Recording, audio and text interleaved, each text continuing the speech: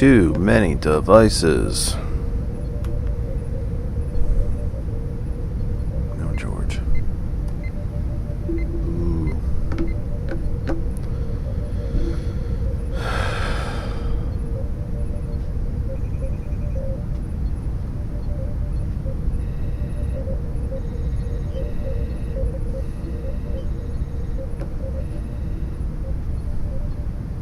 Come on, 60 more seconds.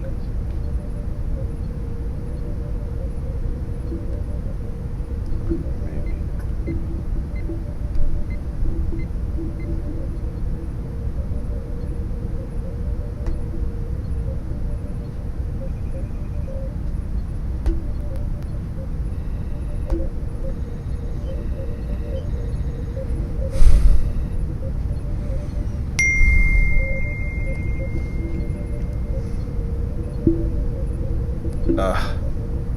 769-243. 6.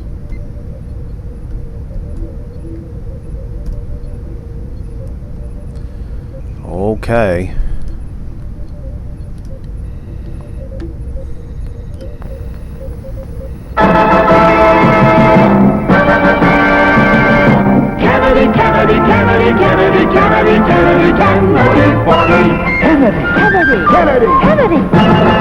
Do you want a man for president who's seasoned through and through, but not so doggone seasoned that he won't try something new? A man who's old enough to know and young enough to do. Well, it's up to you, it's up to you. It's strictly up to you. But it's Kennedy, Kennedy, Kennedy, Kennedy, Kennedy, Kennedy, Kennedy for me. Kennedy, Kennedy, Kennedy, Kennedy. Do you want a man with spirit who is not afraid to fight? A man whose record shows that he will fight for what is right.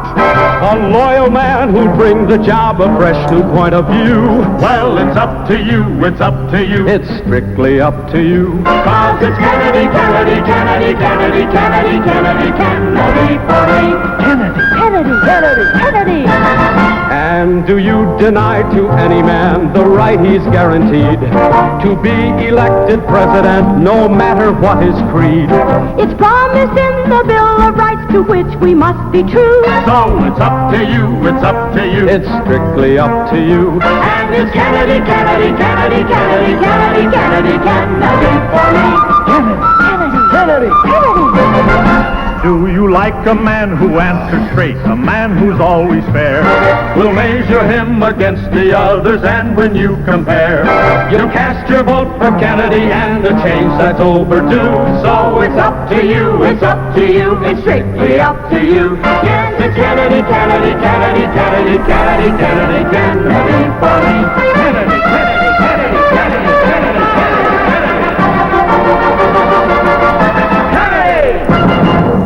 Welcome, welcome, welcome from my humble second bedroom here in the Saucon Valley. Let me fix my headset. Oh, that's much better. I can actually hear now. Oh, goodness. Look, it's listening to me again when I just can't stand that. From my humble second bedroom here in the Saucon Valley, part of Lehigh Valley, Commonwealth of Pennsylvania, part of these United States. At least so long as we continue to be a nation. We're working on it. North American continent, Western Hemisphere, on this planet Earth, the only one we have. Third rock from the sun in the Terran solar system, part of the Milky Way galaxy. This is TKE Tonight, the Kennedy Effect tonight for the 20th of March 2025. Only 2 programs remaining until I am forced to take a hiatus. I have arranged a guest host. We'll tell you more about that on Sunday. For now, we are with you for the next hour till 9 p.m. Superplex Party follows us immediately on GCPR Live. The music returns to you on hot101.net. But for now, we are live on the Facebook pages of Ghost Claw Productions. I'm trying to remember all the pages. Ghost Claw Productions, the TCP Media Group, Our Revolution Pennsylvania, And of course, hot101.net. We are also live on our home group Facebook page for all things that surround the program. That other side of information. If you are not a member of our group yet, we invite you. I'm inviting you right now personally. Randall's a member, Donna's a member. It's free, it's easy, doesn't hurt a bit. Become a member of our Facebook group. I'm still hopeful to get to 1,500 by Easter. That other side of information, of course, is also the name of our YouTube channel. We're actually live right now on 2 YouTube channels. That other side of information and the YouTube channel of Ghost Claw Productions Radio. The audio of the program blasts out around the globe via 2 global internet radio giants. One of the very first, hot101.net. Our name is our web address, hot101.net, hot101.net. Easy for me to say. I'll get it eventually. I only do this 3 times a week. Eventually I'll spell it correctly. You can listen to hot101.net completely for free with any type of device that can connect to the internet. Computers, tablets, phones, whatever it is that you might use, and it's completely free. You can also use our apps. There's an app in the Apple App Store, in the Google Play Store for Android devices, and for all other types of devices, use the TuneIn radio app. Go to the search bar, type in hot101.net, and you are listening. You can, of course, also tell Alexa to play hot101.net, and again, it's completely free. GCPR.live, the radio station I am humbled enough to be exact 1/2 owner of, along with Thomas the Villain. You can listen to us through our website, gcpr.live. GCPR standing for Ghost Claw Productions Radio .live. GCPR.live. That is also 100% completely free. At our website, you can learn everything you've ever wanted to know about our station. You can learn all about the hosts, the different shows, the schedule. The store is there. You can drop comments, and of course you can get our Android app. Our Android app is available at the website and also in the Google Play Store. An Apple app is, of course, under construction and should be coming to you, we hope, soon. And I happen to think that the apps will be a bit of a game changer for our humble radio station. Again, following us on Hot 101, the music returns. On GCPR Live, it's Superplex Party from 9 p.m. Conversations with T. Nathan from 11, and Thomas returns tomorrow morning with Flag on the Play Friday to round out your broadcast work week. For us here at the Kennedy Effect, we return to you Sunday from 6 p.m. Big show. We are our pastoral round table. I'm speaking slower because I seem to not be enunciating properly lately, so I'm trying to be very forthright in my enunciation. We're a pastoral roundtable. We've also invited a rabbi and an imam, and I'm hoping that they can join us as well. My point is, you want to be there on Sunday. Everything that I've been alluding to over the past month or so about what's happening to me, what's happening to the show, and so on, all will be revealed, if you will, on Sunday. So we hope to see you then. It occurs to me that I forgot to put the websites in the chat, as I usually do. .live. And of course, since I can't type and talk at the same time, let's get into today's news, or at least the 2 big stories that I think we should start with. I think I did. Did I? Did he? I think I did. It's interesting. Zoom is telling me how I need to sign in, even though I'm on one. I think I turned the phone line on. I think I did. I did. And it's working. So we're okay. We'll get to that. We'll get to that later. I'll take your phone calls later in the program as well. Anyway, let me see See, where was I? I'm messing up all my screens. Thank you so much. Welcome to... who am I saying welcome to? That's the wrong mouse. I should say welcome to Junquia and Donna and Randall, and I think Nathan might be in there as well. Gambit might be in there as well. Anyway, let's get to the two big stories. Now, one of these stories I usually find harder to deal with because it's a live update story, and I seem to sometimes get lost in the updates. But let's see what we can do. Trump orders plan to eliminate the Department of Education. Now, of course, we've been talking about this for a while. The whole really point of our Sunday program with Liz Mkhitaryan was to talk about exactly this. The Department of Education has been a Republican target for years now. Even though, if I'm not mistaken, the Department of Education was originally founded during the Nixon administration. Just to show you that as crooked, as openly, properly crooked, bought, paid for, there's a famous story, of course, about how the dairy industry, not the unions, but the dairy industry itself walked into the White House asking for Nixon's presidential support to help break unions, and he essentially said, yeah, and what do I get out of it? And they literally pulled a briefcase full of cash and dropped it on the Resolute desk, and there was $1 million in it. As properly dirty, criminal as Nixon was, the EPA and the Department of Education were founded under his watch. Just to show you that as dirty and criminal as he was, he would not have a home in this Trump party. He would be considered too liberal. I mean, look, people called Nixon a fascist when he was in the White House, and after. We got real ones now. People called Reagan a fascist. Economically, yeah, sold his soul to the billionaires.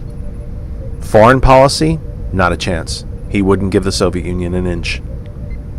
And he believed in elections. And if you're familiar with this program at all, you know me saying anything nice about Reagan is a hell of a stretch. Watch out for snow at the equator. But he believed in elections. And he was staunchly anti-Soviet. People called George W. Bush a fascist. Damn close. But even he dramatically expanded aid across Africa to feed people, to bring water and electricity to villages, and to fight the AIDS virus. What we have now, I would dare you to hold up a picture of Trump and Mussolini and tell me if you can tell the difference. And I don't just mean in their looks. Obviously, I'm trying to speak a little more metaphorically. What we are living through now is 1920s Italy, 1930s Germany, 1930s Spain.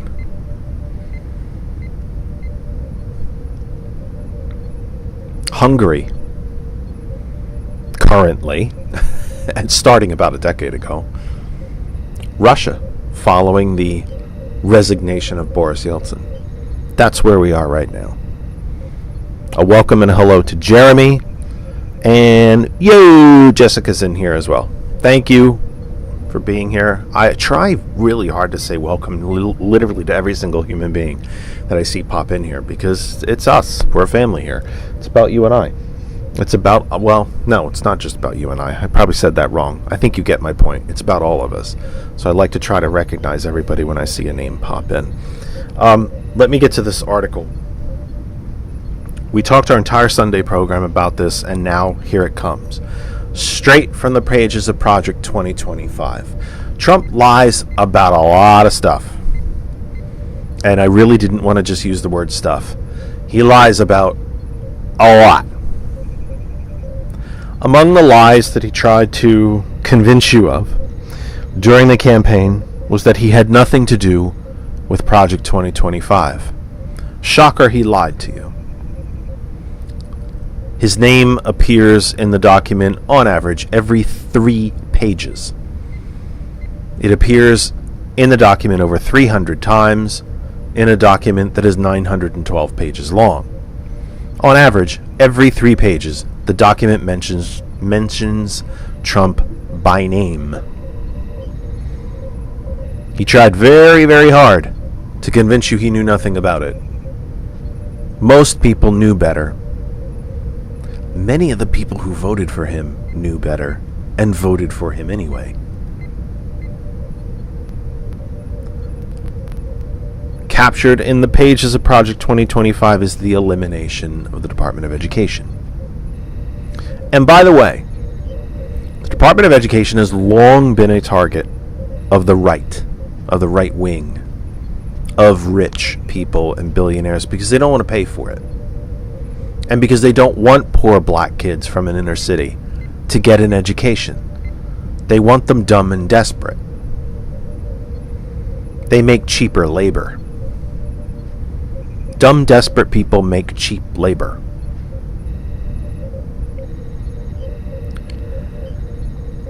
Morning Joe spent a good bit of time this morning on the elimination of the Department of Education, because as it had been reported starting as early as Tuesday, this executive order was coming. And if you read Project 2025, you knew it was coming.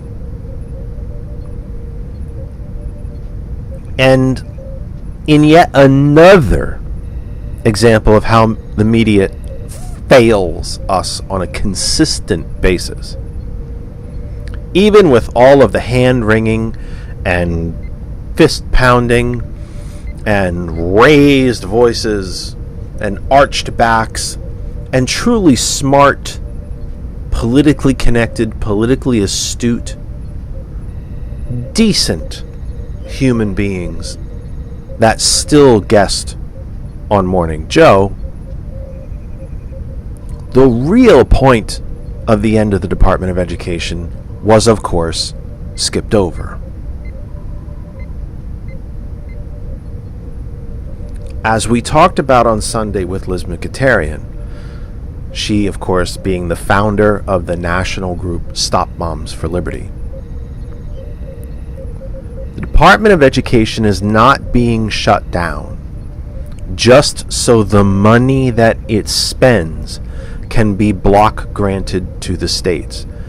Earlier plans by the right wing to destroy the Department of Education included that bit. We'll just take the money and give it to the states, and they can use it. Has anyone heard Trump say such a thing? I haven't. But you correct me if you think I'm wrong. If you've heard him say, well, we're just going to give this money to the states and let them spend it. I haven't heard that. I have only heard it explained as the elimination of the department and the money that goes with it. Of course.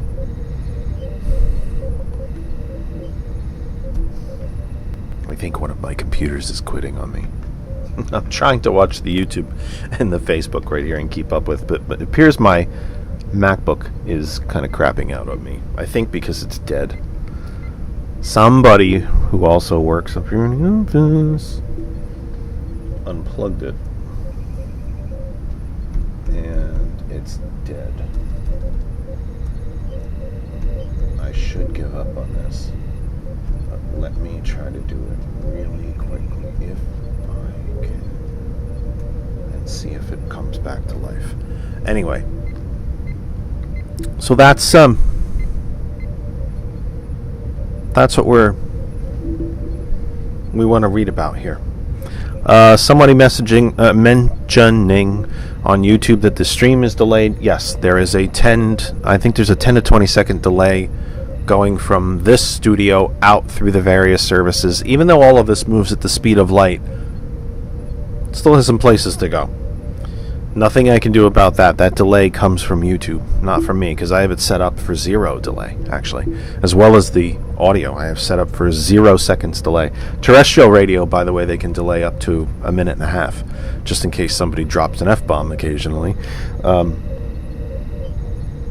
I know that there's a delay because I know what I'm doing, and I can look to the YouTube feed and see it about 10 to 15 seconds later, but that's a YouTube thing, not me. And it's just a physics. You know, even light from the sun still takes about 4 minutes to reach Earth at the speed of light. So it just takes a few seconds. I appreciate you mentioning it. I understand where it might be a little frustrating. I mean, if the audio in the video isn't synced, and that happens occasionally, which is really annoying. You know, if you're watching a sporting event and you see the pitcher throw one, somebody grabs a hold of it, and it looks like it's going to head over the fence, and 5 seconds later somebody says home run, it's annoying. Or worse, especially for me, I'm a big soccer fan, if you hear the announcer say goal, but you didn't see it, it comes about 10 seconds later, really takes the steam out of it. But yeah, even though all of this is done at the speed of light, literally moving at the speed of light, it still takes some time. Up to satellites, through cables, all this, it's just a thing. Why I'm taking so much time, I can't tell you. Flanked by children seated at... Oh, I should say, this is the article from the Associated Press, written by Michael Warren, Bridget Brown, and Curtis Yee. These are the 3 authors of this article. Updates is fully updated, and what was I going to say? Yeah, we're fully updated. Again, Associated Press about Trump's executive order to shut down the Department of Education. Let's get to the simple part, though, by the way. He cannot close the department entirely. It takes an act of Congress. What he can do is just make sure no one lives there. Nobody works there anymore. Or there would literally be a skeleton staff. The entire staff of the Department of Education was under 5,000 employees for the entire federal Department of Education. In fact, I think it was 4,600, if I'm not mistaken, or somewhere in that area. Half of them have already been fired. He can, as he did with USAID, he can give the building to somebody else. He can sell the building. Probably sell it to himself for $1 if he thinks he can make a hotel or a casino out of it. He can give it to another department. He can sell it outright. Probably charge the government a commission that he would then pay himself as a real estate agent. He cannot completely close it. It takes an act of Congress. But then again, since when has the Trump regime paid attention to the Constitution? Not too much. He may just close the department and kind of sit back and wait for somebody to do something about it. Of course, by then, the damage is done. Everybody's been fired. The money has been held. It's been returned to the billionaires in the form of tax cuts. Let's get to the article. Flanked by children seated at school desks.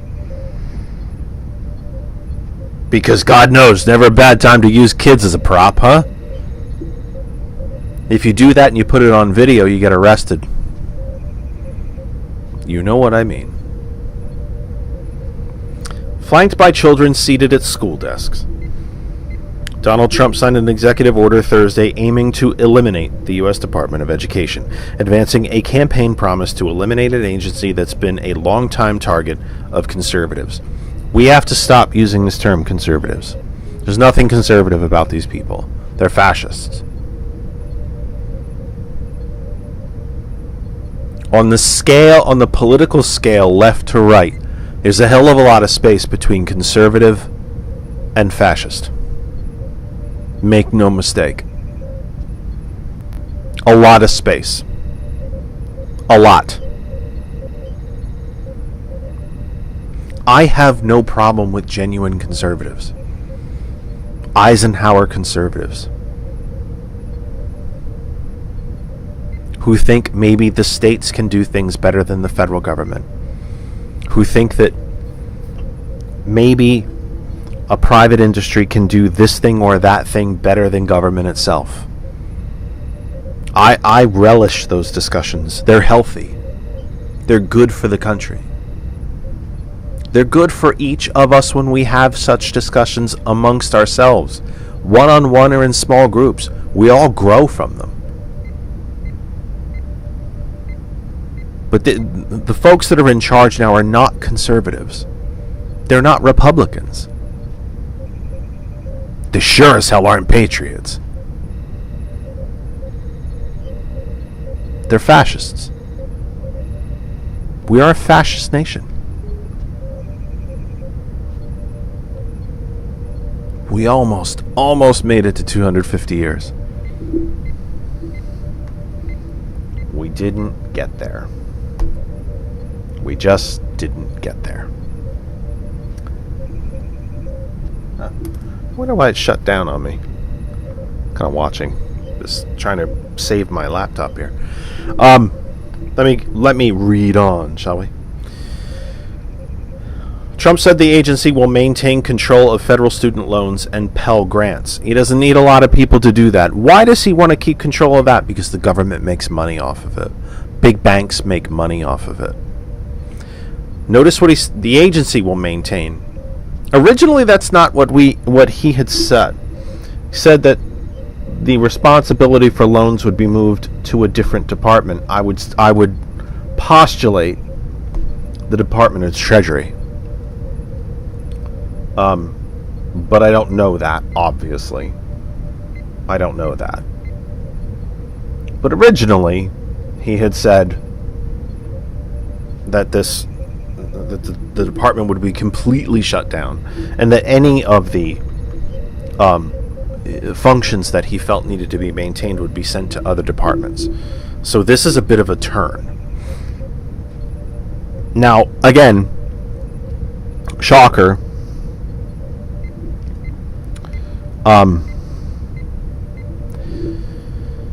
Trump said something different. Wowee. He told you what he was going to do. 10 minutes later, chewed a piece of gum, ate a burger, and then changed his mind. Drank a Diet Coke, and then changed his mind. I don't know. And quite honestly, I couldn't care less. But notice every time he tells you a little something about what he plans to do, it's just a little askew from what he told you the time before. And that's to keep you guessing. It's to keep you ill-informed. This is a very a strategy that was used by Goebbels and the Nazis in 1930s Germany. Because then when they were confronted with something, no, we didn't say that. Well, sure you did. You said it 3 days ago. Yeah, but that's not what we said yesterday. It's also not what we're going to say tomorrow. It's a tactic. It's a tactic. Wishing well in the YouTube chat says, what happened to the visit to Fort Knox? Yeah, no. Yeah, I'm with you. I've always wanted to do a program on some of these sort of, I don't like to call them conspiracy theories. I like to call them, they're just alternate theories. They're just different theories of things. And the fact that Fort Knox is actually empty and doesn't have any gold in it is one of those theories. Hey, I'm curious about that too. I wouldn't mind seeing it. Take pictures of it. I don't know, do a live video from it. I don't care. But yeah, Trump was going to go there and see all the gold because he was trying to, rile up the base on that theory that there's no gold there. Anyway, Trump has derided the department as wasteful and polluted by liberal ideology. Just a quickie about the word liberal. It comes from the Greek root word libre. Or is it the Latin word or the Greek word? I think it's the Greek word. Libre. Libre is the root word for liberal. The word libre in Spanish means book. It's also the root word for liberty. Give that one a thought. Just give that one a passing thought. If I could find it. Actually, let me see if I can find it really quick. It's Kennedy's quote. John Kennedy's quote. JFK, liberal. There it is. Oh. This is from President Kennedy. Trump doesn't usually use liberal as a slur. I think, quite honestly, he doesn't use it because he never knew what it meant. He loves to say Democrat, the left, the radical left. Liberal's kind of a big, brainy word. He doesn't use those much. But let me read this for you if I can. Oh, that'll work. This is a quote from John Kennedy, from President Kennedy. I'm going the wrong direction. No, I'm going the wrong direction again. Right there. Mirror, Jeff, mirror. I went in the wrong direction. God almighty. Anyway. I was not planning on reading this. I'm just reading it because when Trump uses liberal as a slur, Again, this is a quote from President Kennedy. If by liberal they mean someone who looks ahead and not behind, someone who welcomes new ideas without rigid reactions, someone who cares about the welfare of the people, their health, their housing, their schools, their jobs, their civil rights, and their civil liberties. Someone who believes we can break through the stalemate and suspicions that grip us in our policies abroad. If that is what they mean by liberal, then I'm proud to say I'm a liberal. Insane. What ridiculousness. But anyway, I guess I kind of got off on that one, on a tangent on that one, but that wasn't really what I was planning. But whenever he uses that, or any of them in the fascist right, let me see. Oh, I guess that's really all I can read because that was an update, and I don't like the way AP does the updates. Bottom line is, I don't know. You knew this was coming, and here it comes. Do we take it? Do we lay back and take it, or do we stand up and fight it? Half of the department's already gone. Half their employees have already been fired. Period. Regional offices across the country have already been closed. That's why when Liz Mkhitaryan was with me on Sunday, she said, I haven't given up yet. I say if the department is closed. When it's closed. Which is not to try to take a victory lap or, hang on the rim against Liz. We're friends. She's a frequent guest on the program. Our program is much, much better for her being a part of it. I just disagree. She continued to argue through the program on Sunday that it's if the Department of Education is closed. I continue to tell you when it's closed. And don't take Trump at his word, which is probably the most obvious thing I've ever said to you, outside of the earth is round, the sky is blue, and the grass is green, and that I'm Irish.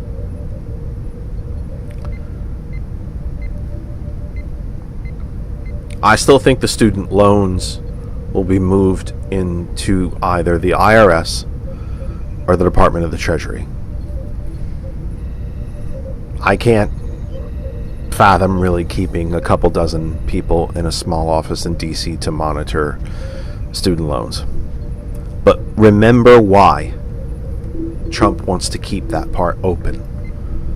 The federal government makes money on student loans. Why did folks on the right get so twisted in a knot every time Joe Biden tried to give loan relief to students? Because it cut income. Private banks make money on student loans. They don't want to give that money away.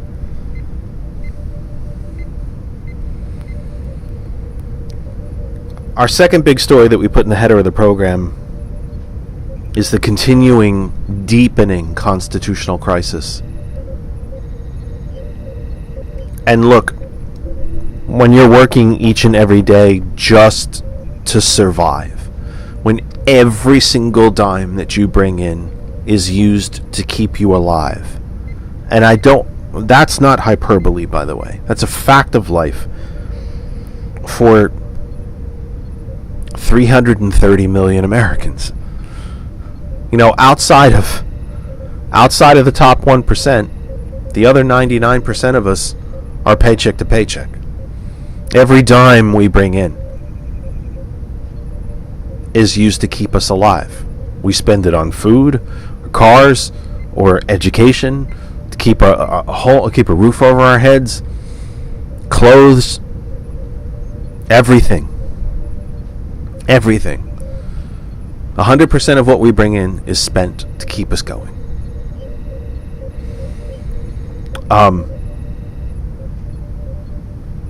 So you're not probably walking around during the day thinking, my goodness, there's a constitutional crisis going on in this country. Because you're just struggling to stay alive. You're just struggling to keep your family together. Whatever form that family may come in. Mom, dad, kids. Mom, kids. Dad, kids. No kids. Dogs, cats. Mom, dad, mother-in-law in the house. Whatever form your family takes. And I'm not here to say any form is any different, better, worse than the other. Whatever you consider family. You're just working to keep your family going. You're not walking around the... Holy God, we're in a constitutional crisis here. You're not. You're just trying to stay alive. And I get that. And I think that's perfectly fair. For whatever you may think of what I think. But it is damn important. The right wing has turned the Constitution into something that they like to wrap around themselves like a blanket when they're cold. But they also throw it on the ground and walk on it when it's inconvenient. The safeguards in the Constitution that protect us from oligarchy have all been ignored. The constitutional limits of power on the executive, all been ignored. The checks and balances that the legislature has over the executive have all been ignored. The Constitution is something they like to roll up and hit you over the head with, like when you try to kill flies with a newspaper. But they haven't read it. They don't understand it. They don't know what's in it. And they don't give a flying frack what's in it. Because it stops them from hoarding more and more and more and more wealth.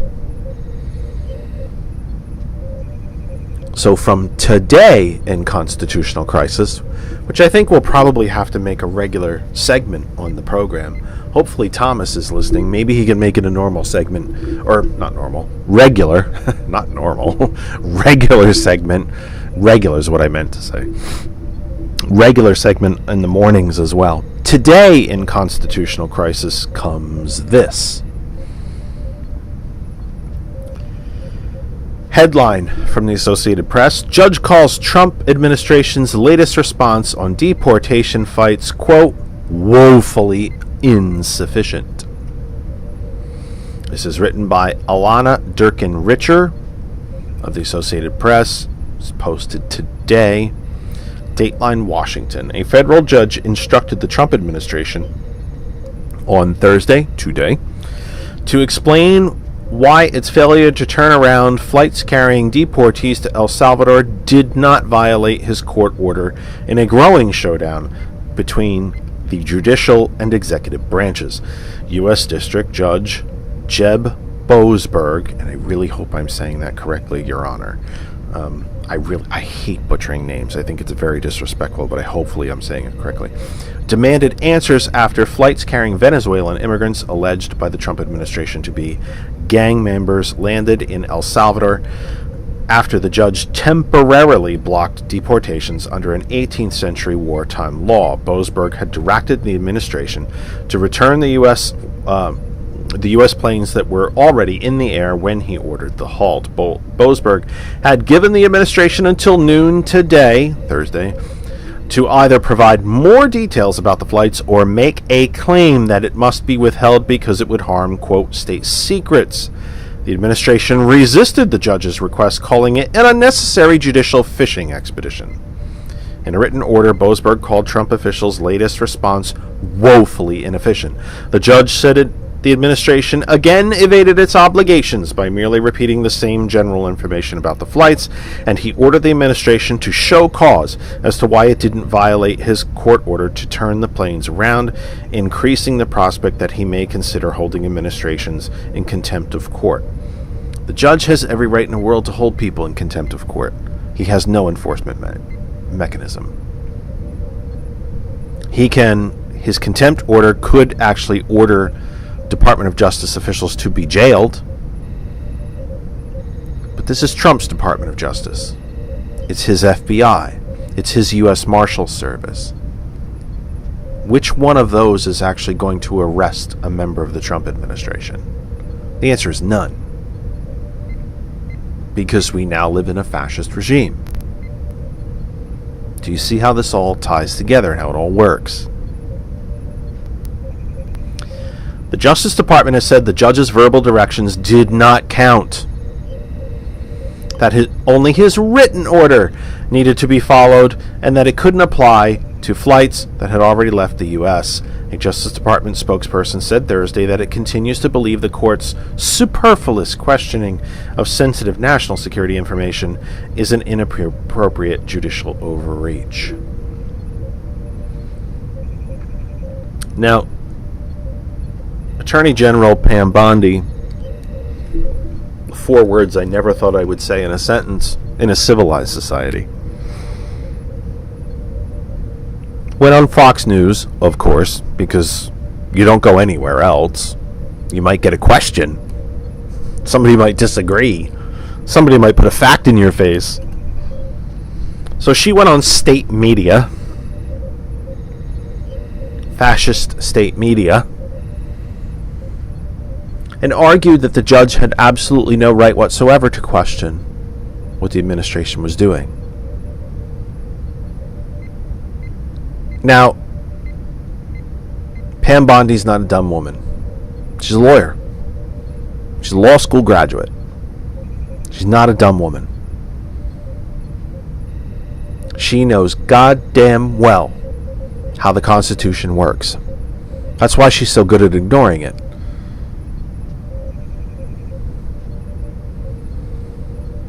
The judicial branch has checks and powers over the executive and over the legislative. When a lawsuit is brought in front of a federal judge, the judge is obligated to hear both sides and rule based on law. Judge Boasberg is applying the law.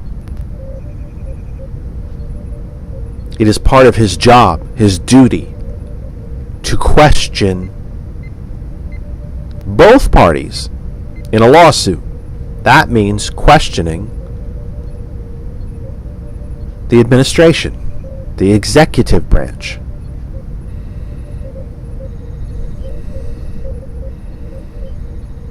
She went on Fox screaming about how Judge Boasberg and his injunctions and temporary injunctions were just trying to slow down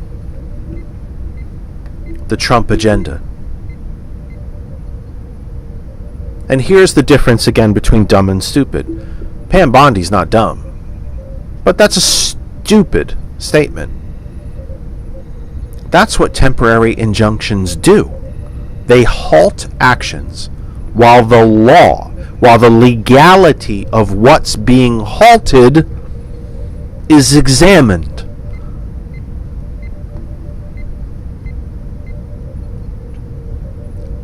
The Trump regime 2.0 is openly ignoring the third among equals branch of government. Something, by the way, that fascist nations do. Russia had an independent judiciary before Vladimir Putin. Hungary had an independent judiciary before Viktor Orban. Turkey had an independent judiciary before Erdogan. Italy had one before Mussolini. Germany had one before Hitler.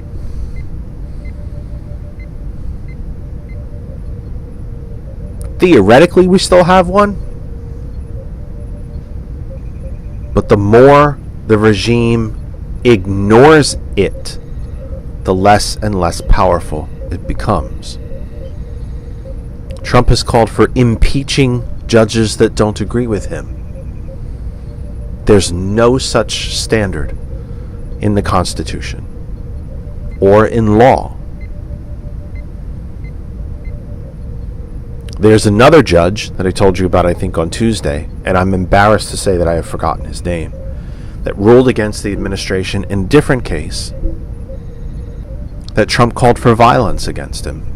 He now needs extra security.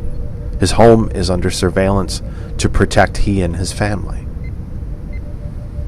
And I'm embarrassed to, like I said, I'm embarrassed to say I don't remember the judge's name. It's not too keen on, not too good on my part. But I don't remember it. I had it, and it's gone away. I've forgotten, sadly. But Trump called for him. Trump called for on his fake social media site for someone to quote unquote take a shot at the judge.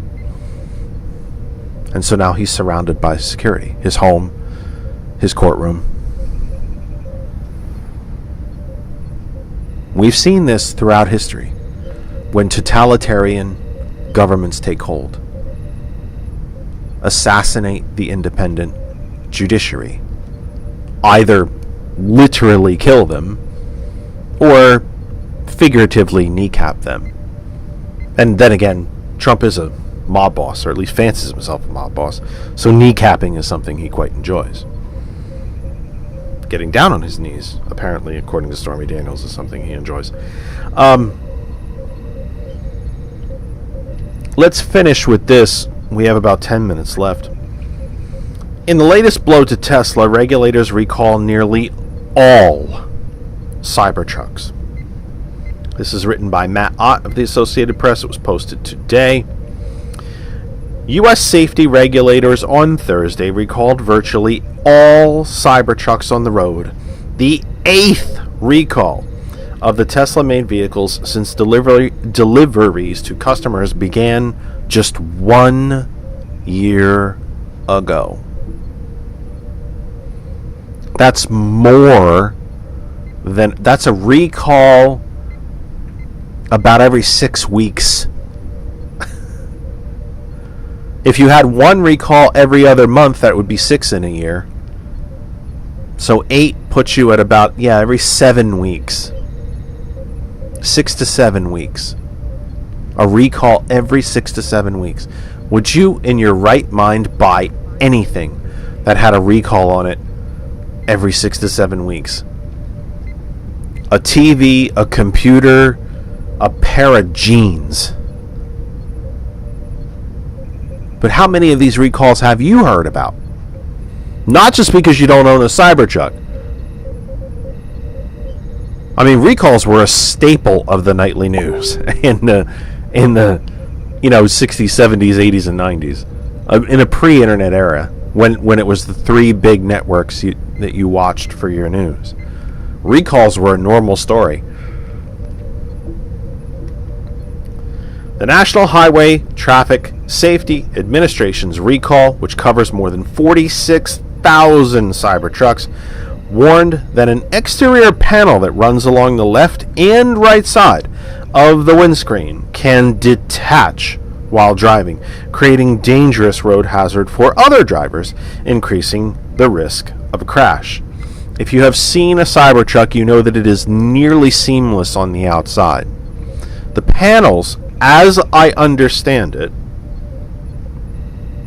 are attached entirely with glue. They are not riveted into place. They are not screwed into place. They are strictly glued. And the glue is failing. For a variety of reasons. It's drying out, different weather conditions, water gets in when it rains. Normal stuff you would think of when something, in this case a vehicle, is constantly outside in the elements. The stainless steel strip called a cant rail assembly, which is ironic beyond words. It's literally called a cant rail assembly, C-A-N-T, rail. Can't. Yeah, as in can't stay on the vehicle. Between the windscreen and the roof on both sides is bound to the truck's assembly with a structural adhesive. The remedy uses an adhesive that's not been found to be vulnerable to environmental embrittlement, which is a fancy way of saying the elements. Tesla will replace the panel free of charge. Owner notification letters are expected to be mailed May 19, 2025. The recall of 46,096 Cybertrucks covers all 2024 and 2025 model years, manufactured from November 13, 2023 to February 27, 2025. But yet, isn't the Department of Defense buying $400 million worth of these things? I wonder if they're going to get the good glue.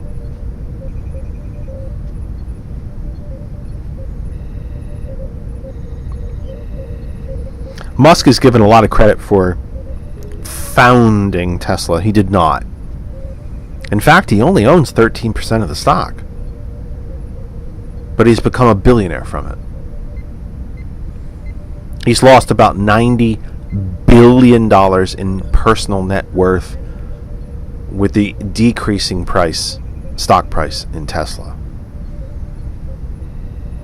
So here's a Cybertruck that the panels are literally falling off. But yet, the Department of Defense is going to buy $400 million of them.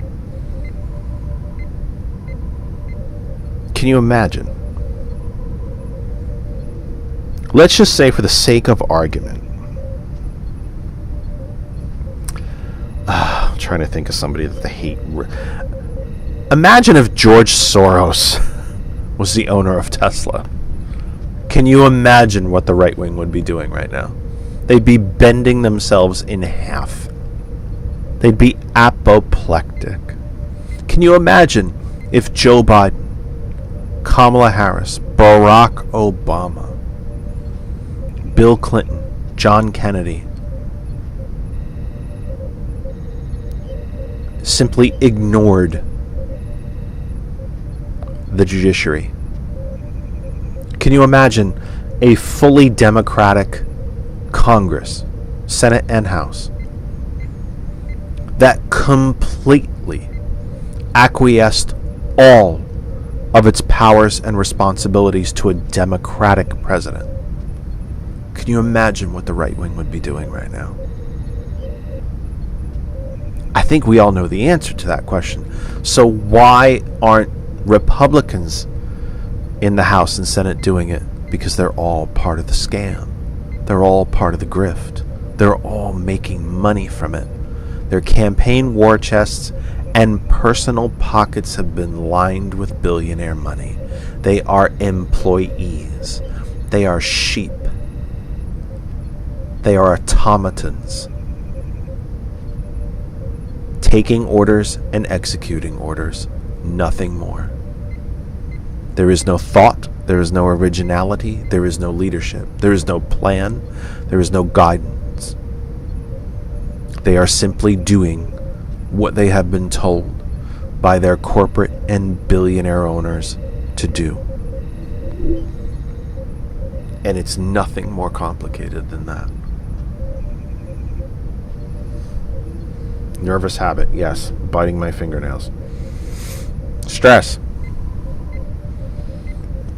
We only have a couple minutes left.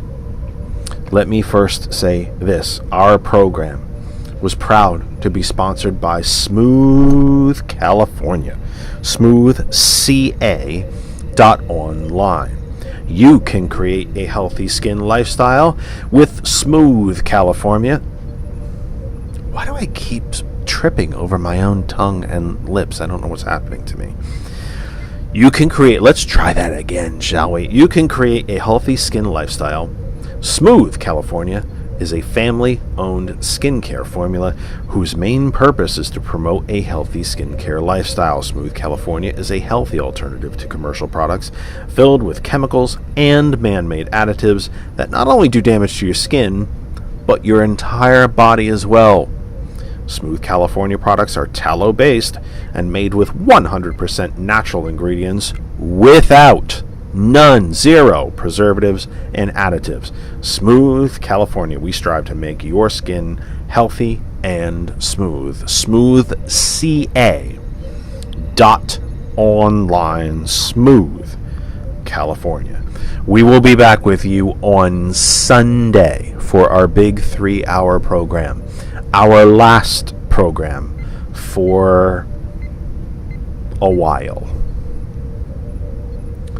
More details with that on Sunday.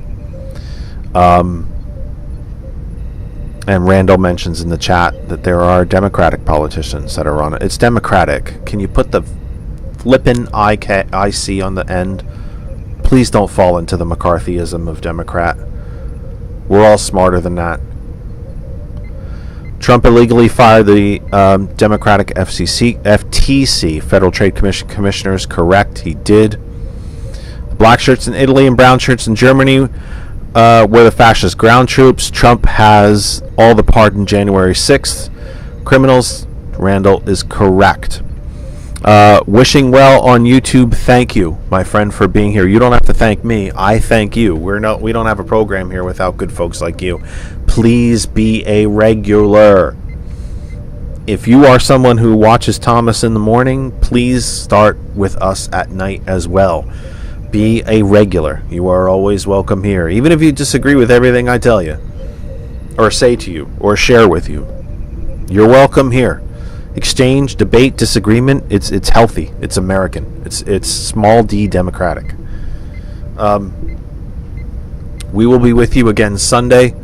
Like I said, 6 to 9 is the plan. We have a pastoral roundtable planned. We'll get into, well, I'll tell you.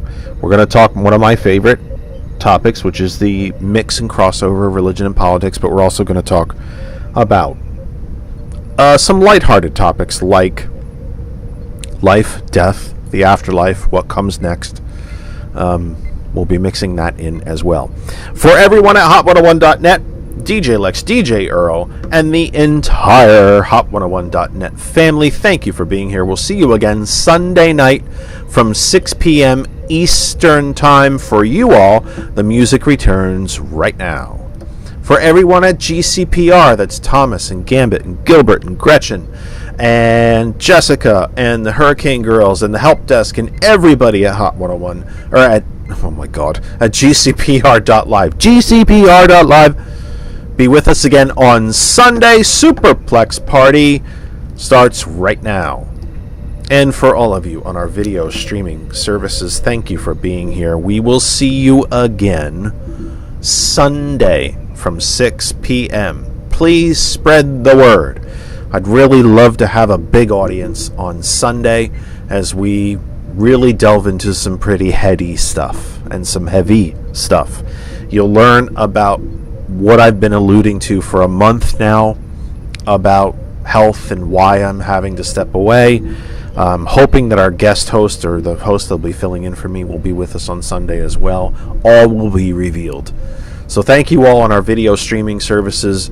We appreciate you very, very much. For everyone that surrounds TKE Tonight and the Kennedy Effect, that's George and Lynn and Kristen and Daisy the dog, and of course April Riddick. Please take care of yourselves and each other. We will see you Sunday the 20th.